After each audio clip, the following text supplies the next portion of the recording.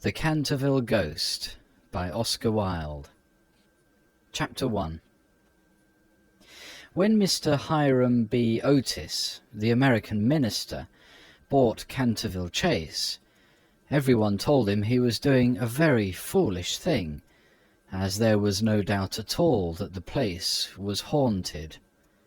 Indeed, Lord Canterville himself, who was a man of the most punctilious honour, had felt it his duty to mention the fact to Mr. Otis when they came to discuss terms.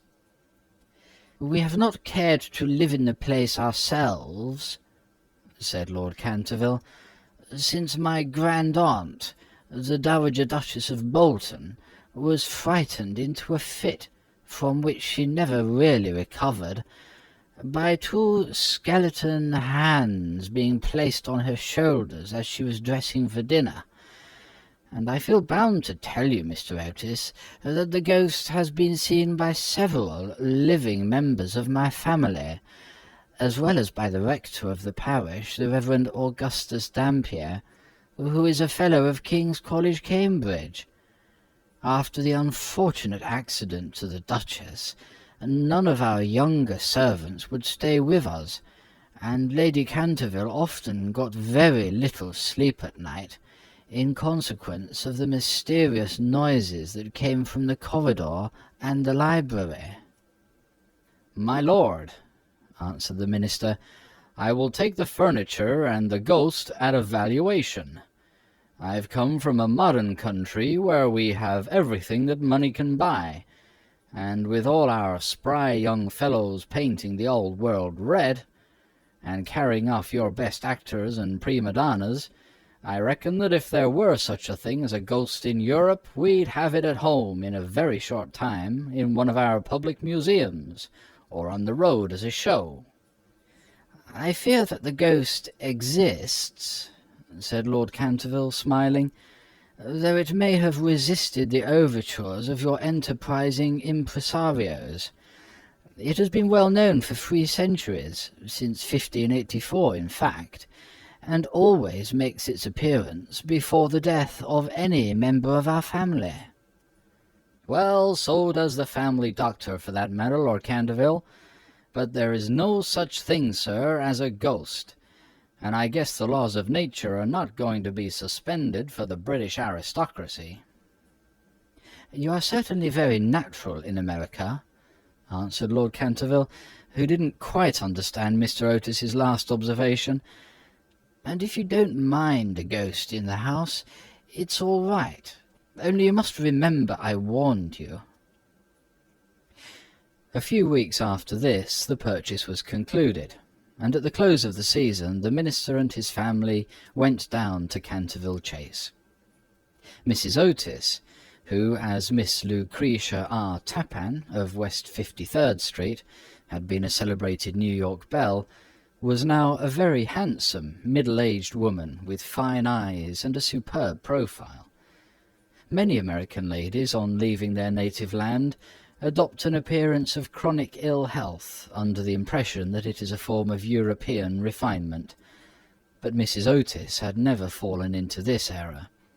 She had a magnificent constitution and a really wonderful amount of animal spirits. Indeed, in many respects she was quite English, and was an excellent example of the fact that we have really everything in common with America nowadays, except, of course, language. Her eldest son, christened Washington by his parents in a moment of patriotism, which he never ceased to regret, was a fair-haired, rather good-looking young man, who had qualified himself for American diplomacy by leading the German at the Newport Casino for 3 successive seasons, and even in London was well known as an excellent dancer. Gardenias and the peerage were his only weaknesses. Otherwise he was extremely sensible.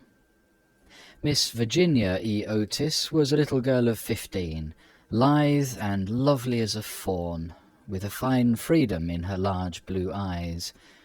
She was a wonderful Amazon, and had once raced old Lord Bilton on her pony twice round the park, winning by a length and a half, just in front of the Achilles statue, to the huge delight of the young Duke of Cheshire, who proposed for her on the spot, and was sent back to Eton that very night by his guardian in floods of tears. After Virginia came the twins, who were usually called the Star and Stripes, as they were always getting swished. They were delightful boys, and with the exception of the worthy minister, the only true republicans of the family. As Canterville Chase is 7 miles from Ascot, the nearest railway station, Mr. Otis had telegraphed for a wagonette to meet them, and they started on their drive in high spirits. It was a lovely July evening, and the air was delicate with the scent of the pine woods. Now and then they heard a wood-pigeon brooding over its own sweet voice, or saw, deep in the rustling fern, the burnished breast of the pheasant. Little squirrels peered at them from the beech trees as they went by, and the rabbits scudded away through the brushwood and over the mossy knolls, with their white tails in the air. As they entered the avenue of Canterville Chase, however, the sky became suddenly overcast with clouds. A curious stillness seemed to hold the atmosphere. A great flight of rooks passed silently over their heads, and before they reached the house, some big drops of rain had fallen. Standing on the steps to receive them was an old woman, neatly dressed in black silk, with a white cap and apron. This was Mrs. Umney, the housekeeper, whom Mrs. Otis, at Lady Canterville's earnest request, had consented to keep in her former position. She made them each a low curtsy as they alighted, and said in a quaint, old-fashioned manner, "I bid you welcome to Canterville Chase." Following her, they passed through the fine Tudor hall into the library, a long, low room, panelled in black oak, at the end of which was a large stained-glass window. Here they found tea laid out for them, and after taking off their wraps, they sat down and began to look around, while Mrs. Umney waited on them. Suddenly Mrs. Otis caught sight of a dull red stain on the floor just by the fireplace, and, quite unconscious of what it really signified, said to Mrs. Umney, "I'm afraid something has been spilt there." "Yes, madam," replied the old housekeeper in a low voice, "blood has been spilt on that spot." "How horrid!" cried Mrs. Otis. "I don't care at all for bloodstains in a sitting-room. It must be removed at once." The old woman smiled, and answered in the same low, mysterious voice, "It is the blood of Lady Eleanor de Canterville, who was murdered on that very spot by her own husband, Sir Simon de Canterville, in 1575. Sir Simon survived her 9 years, and disappeared suddenly under very mysterious circumstances. His body has never been discovered, but his guilty spirit still haunts the Chase. The bloodstain has been much admired by tourists and others, and cannot be removed." "That's all nonsense," cried Washington Otis. "Pinkerton's Champion Stain Remover and Paragon Detergent will clean it up in no time." And before the terrified housekeeper could interfere, he'd fallen upon his knees, and was rapidly scouring the floor with a small stick of what looked like a black cosmetic.